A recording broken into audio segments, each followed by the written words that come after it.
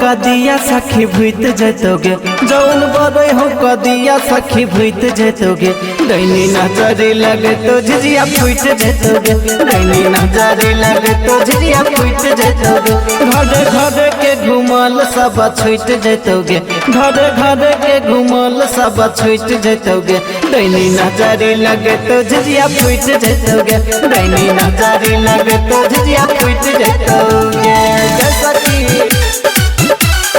बुरा गे दुनिया जगे भटका झिझिया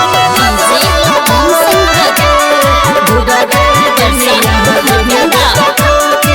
बेओपर गुनाह के भारी दे तो अपना सब मारी ओपर गुनाह के भारी दे तो अपना सब मारी काजर आँखी में लगा कदही गहिनी के गारी अपना सब के आवाज सुन कर सुत जतोगे अपना सब के आवाज सुन कर सुत जतोगे दैनी नजरे लगे तो झिझिया फूट जतोगे दैनी नजरे लगे तो झिझिया फूट जतोगे माथ मारा गले दुनिया बाबा के पोखरिया मारे माथ मारा गले दुनिया बाबा के पोखरिया हो गले दसई तोहर लाठी नमहर गले दसई तोहर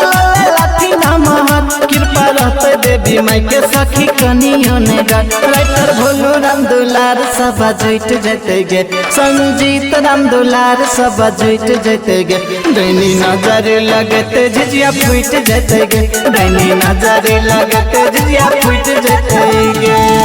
मिथिलांचल रिकॉर्डिंग स्टूडियो किसानपुर।